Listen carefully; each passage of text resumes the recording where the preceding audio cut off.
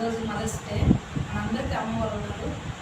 మన తల్లితో మనకున్న ఒక అనుభవం ఏంటంటే, నిజంగా తల్లి ప్రేమ ఎవ్వరము మనకు కొనలేము, ఎవ్వరు ఇవ్వలేరు.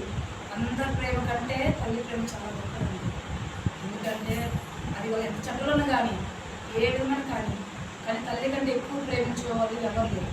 దేవుడు అప్పుడు తప్ప. దేవుడి తర్వాత మనం ప్రేమించే రెండో వ్యక్తులు అంటే తల్లి. ఎంత కష్టమైనా మనం భరిస్తుంది, కానీ తండ్రికి ఉండదు ఆ సహనం, అంత ఓర్పుంటుంది. ఎందుకంటే తల్లి మమ్మల్ని కనే విషయంలో మేమే కన్నాం కాబట్టి ఆ యొక్క పెయిన్స్ ఎలా ఉంటాయి అంటే, ఒక చనిపోయి మేము తిరిగి లేచినంత అంత పెయిన్స్ ఉంటుంది. కానీ ఆ కష్టం కూడా భరించుకొని తల్లి కన్నాక బిడ్డను సంతోషపడుతుంది. ఆ కష్టాన్ని మర్చిపోతుంది. మా అమ్మ ఎంతో కష్టం చేసిందండి. మా నాన్నతో సమానం చేసింది. మేము మమ్మల్ని పని పోలేకుండా మా విషయం మా అక్కల ఇద్దరైనా పెద్దలు చేసింది. కానీ మేము ఇద్దరు చిన్న మొత్తం పని కూడా పంపించింది. ఎంత కష్టం అంటే నైట్ పడుకునేది లేదు, ఉదయాన్ని లేసేది లేదు. పిన్న వాళ్ళు 3 గంటలకు లేచి కూర్చుంటుంది. 3 గంటలకు మేము నిద్రపోతుంటాము. మా అమ్మ నాన్న లేచి పాలు తీసుకునేది, పేడ వస్తువు తీసేది. మేము లేసాకనే మళ్ళీ గడ్డికి వెళ్ళిపోయాడు. మేము తిరిగి వచ్చి గడ్డికి పోయి గడ్డి తీసుకుని వచ్చి గడ్డి ఇంట్లో వేసి మళ్ళీ పనికి వెళ్ళేది. అసలు ఆ కష్టం చూస్తుంటే నిజంగానే మా అమ్మకి అసలు క్షమ కూడా చేయలేదు. నిజంగానే మా నాన్న కూడా ఎట్లా అంటే, నేను చేస్తున్నావు కదా మరి అమ్మకు కొంచెం రెస్ట్ తీసుకోవచ్చు అనుకున్నాడు కాదు. మా నాన్నకి ఎందుకంటే సపోర్ట్ లేదు. మేమందరం మాట్లాడలేదు కాబట్టి నాన్నకి ఏంటంటే ఆమె చేస్తే నాకు సపోర్టు, ఆమె చేయకపోతే ఎట్లా అనేది మా నాన్నకి. ప్రతిదానికి అమ్మ కాదు తోడు, ఉంటే నేను చేస్తాను. ఆమె కూడా ఒక మగవాడితో సమంగా పనిచేస్తుంది. ఇప్పుడే కదా ఫస్ట్ నుంచి కూడా మా మగవాళ్ళు కూడా చెప్తారు, మీ నాన్న మా అమ్మ వదిలేసిపోయింది. మా ఇద్దరు అక్కలు పుట్టినాక మా నాన్న అందరికి అమ్మ పుస్తకం కాక వదిలేసిపోయింది. వేరే తెలిపోయింది. నాన్న ఇప్పుడు కూడా మా అమ్మ ఏం చేసింది, మా మామ వదిలింది. మా ఇద్దరు అక్కల్ని మా మామలు ఎవరు అందరూ ఉద్యోగస్తులు, నలుగురు ఉద్యోగస్తులే, కానీ ఎవరు చూసుకున్నారు కదా. అయితే మా మామ నా భర్త నాన్న మాత్రం మా చూసింది. అంతేగాని ఇంకొక మామ ఉద్యోగస్తులు నలుగురు, కానీ మాకు ఎప్పుడు ఒక వ్యక్తి చూసుకున్నారు. ఒక అక్కడ వచ్చి అదే చేసుకుంటారు. అప్పుడే మా మామ కూడా చూసేవారు. అప్పుడు కూడా కొండపోయి వచ్చింది మా అమ్మ. మా మామతో పాటు వాళ్ళు ఒక ఫ్యామిలీ చూసుకుంటే మగవాళ్ళతో పాటు కొండకు పోయేదట. వాళ్ళు 3 గంటలు వేసిపోతే 3 గంటలకి మగవాళ్ళతో పాటు మొక్కలు పోయేదట. కానీ ఒక్క చెడ్డ పేరు కానీ తప్పు పని కానీ చేయలేదు. మగ మాకు సార్ బీజు పెట్టాలి. అంతమంది మగవాళ్ళలో లక్ష్యం అంటే మగవాళ్ళ సమానము అనే అంత గొప్ప పేరు మమ్మల్ని పంచుకుంది.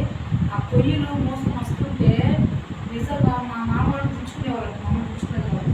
రాన్నా పోదము అని ముందుకు ఎదగదు. అంత ధైర్యంతో మా మామ వదిలిపెట్టినా కూడా మా ఇద్దరు అక్కల్ని 5 సంవత్సరాలు జాగింది. తర్వాత మా నాన్న తెలుసుకొని వచ్చినాక మా మామూలు వద్దు, నువ్వు వెళ్ళొద్దు, ఇది రకం చేసి పెట్టు. మా నాయన మా నలుగురు మామూలు కూడా సాధ్యపడదా. ఎన్నో కేసులు పెట్టినా కానీ ఇట్లా నువ్వు మా చెల్లి ఇలా చేసి పెట్టు, నువ్వు చేయలేదు మాట్లాడినప్పుడు మా అమ్మ ఒకటే మాట్లాడతాను, వదిలేయన్నా ఎందుకు వస్తారు అట్లా మారి ఫస్ట్ నుంచిదే మర్చిపోయింది, వదిలేయన్నా ఎందుకు పట్టించుకోవద్దు అట్లనే మారొస్తుంది అని చెప్పి మా అమ్మ అన్నది. కానీ ఊళ్ళో ఉండి పోయి కొండగట్లు మోసి మా అక్కలు ఇద్దరు చాకుంటే మా నాయన ఒక 5-6 సంవత్సరాలతో వచ్చిందమ్మ. వచ్చినాక మా వాళ్ళు వద్దు మా ఫ్యామిలీ మేము పంపించమంటే మా మామూలు మాట మమ్మీ వినకుండా మా వాళ్ళు అట్లా మాట్లాడకుండా మా నాయన కూడా సైన్ వచ్చేసినాక మా అద్దరు అక్కడ తీసుకొని వచ్చినాక ఇక్కడ మాకు స్థలం లేదు, ఏం లేదు. ఒట్టి అప్పుడు ఉన్న పెట్టి ముస్లింలు మొత్తం కాలిపోయి ఒట్టి బూడిదే ఉన్నాను. అందరికీ ఒక కొత్త స్థలాలు వస్తున్నది, పాత స్థలాలు కొత్త స్థలాలు వస్తుంటే నాకు ఇవ్వాల. ఎందుకంటే మా నాన్న లేదు, మా పెద్దనాన్న లేదు, ఇద్దరే. మా జేజప్పుడు జేజప్పుడు మాకు ఈ స్థలమే ఏమో అంది. అయితే ఇంతమందిని కూడా గొడవాడి మా అమ్మ నాన్న లేదు, నా భర్త ఇప్పుడు వచ్చిండు, వచ్చిన స్థలం వాళ్ళు మేము ఎప్పుడే వెళ్ళిపోయిండు, నీకు రాని కాదన్నప్పుడు మాకు ఎత్తుకోకుండా స్థలం దక్కించుకున్నారు. అప్పుడే ఏం ప్రేమ ఒక ధైర్యంతో మా నాన్నకు ధైర్యం ఇస్తాను, నేనున్నా నీకు తోడుగా మనం సంపాదించుకుంటున్నాం మన పెద్దగాను అనని ధైర్యం ఇచ్చి ఇద్దరు ఇష్టపడి పనిచేసి ఒక బెడ్షీట్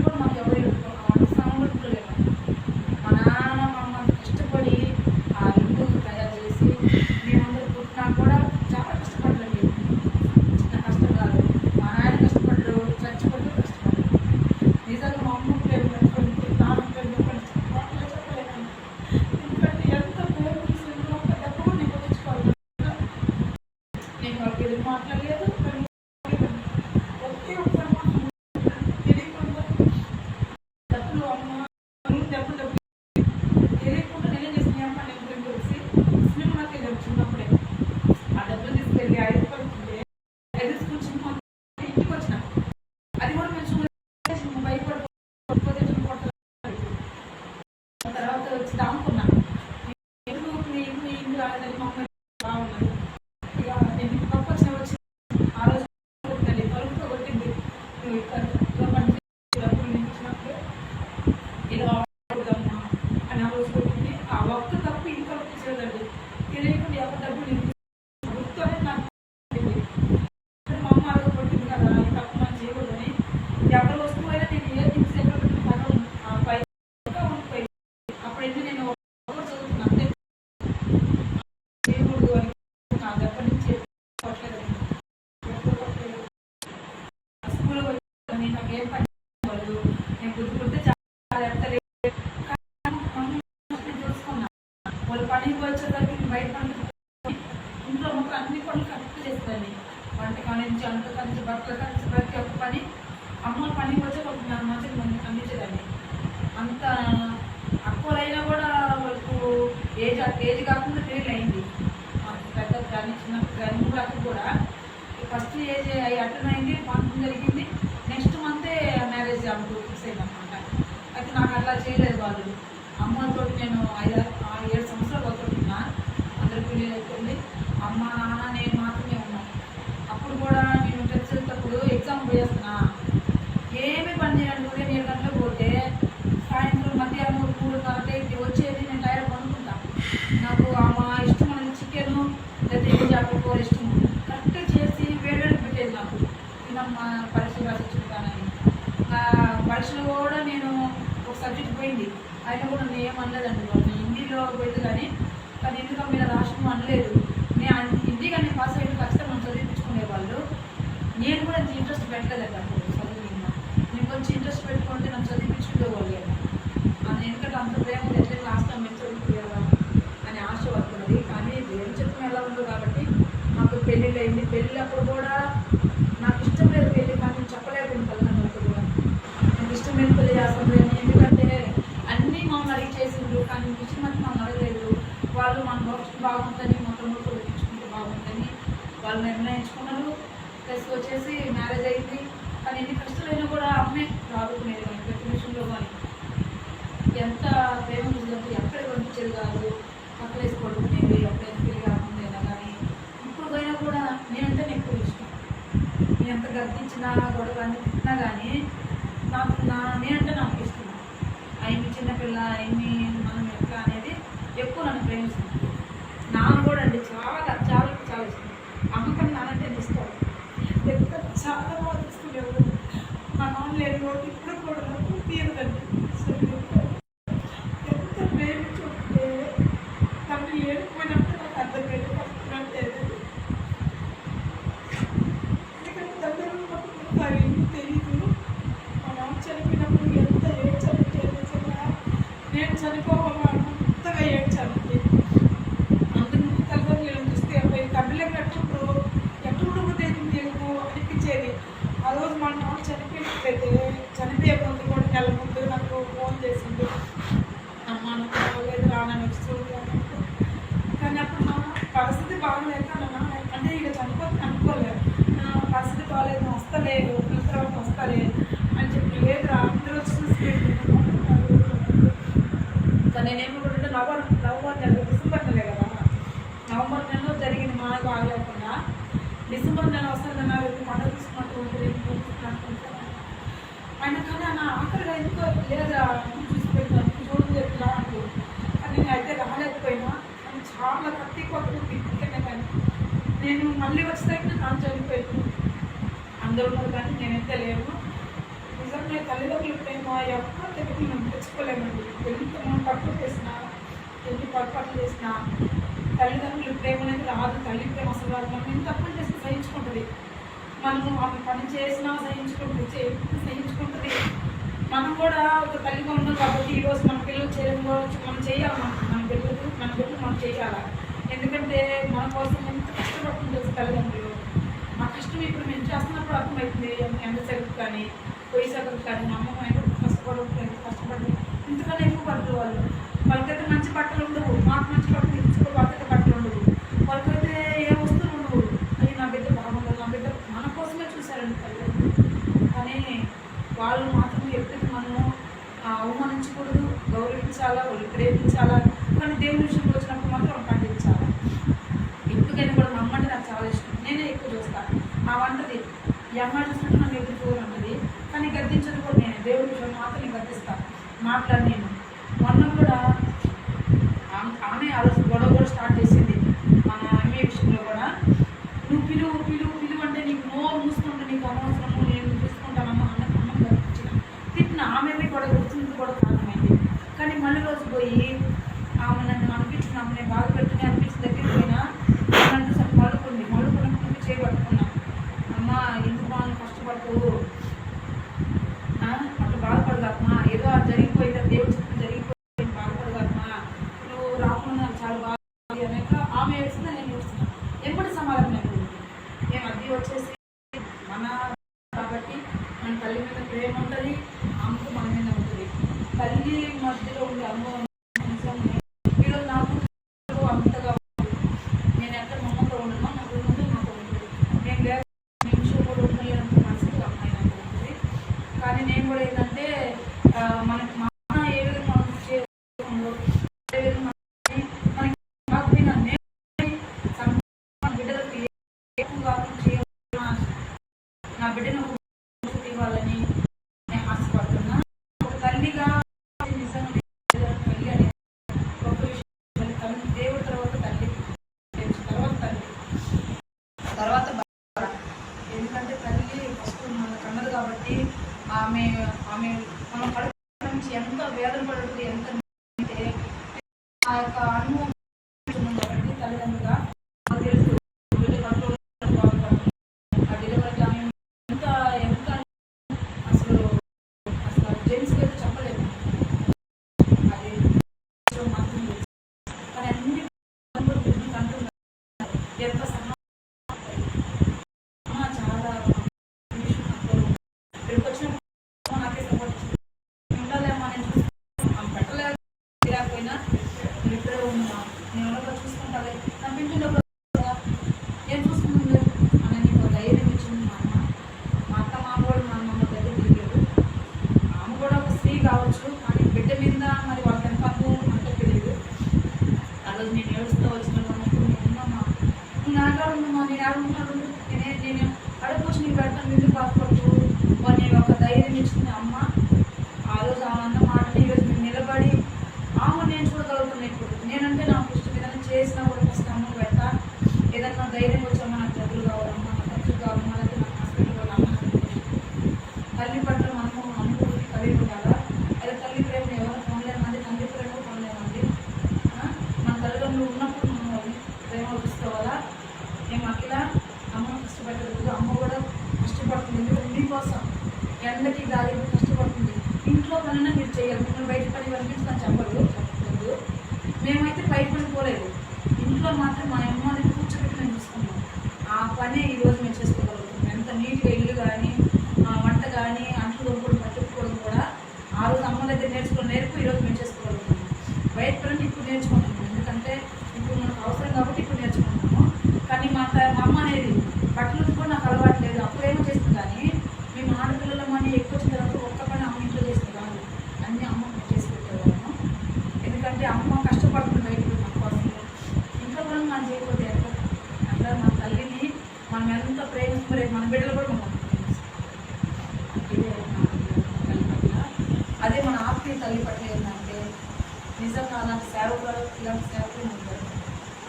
ఎందుకంటే ఎంతోమంది మేము చూసినాం బయట కానీ చెన్నెల కానీ, ఈమె మనకు కలిసిపోతుంది. ఒక తల్లిగా, ఒక మన తోడుగుండాగా, మన స్నేహితురాలుగా మనకు కలిసిపోతుంది. కానీ అందరూ అమ్మగారు అలా ఉండరు, మనం తక్కువగా చూస్తున్నాం, వాళ్ళు పెద్దగా ఉంటారు. వాళ్ళు కుర్చీలో కూర్చుంటే మనం కింద కూర్చోవాలి. మనల్ని ఒక తక్కువ అంచనగా చూస్తాం. ప్రతి ఒక్క సేవకులు ఇలాగే ఉంటారు.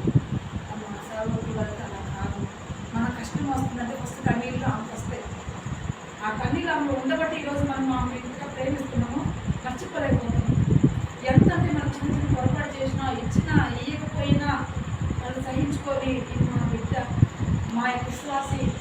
వాళ్ళ బిడ్డల కంటే మనల్ని ఎక్కువగా ప్రేమిస్తున్నారు. మన తల్లిని మర్చిపోకూడదు, మన ఆత్మీయ తల్లిని మనం మర్చిపోకూడదు.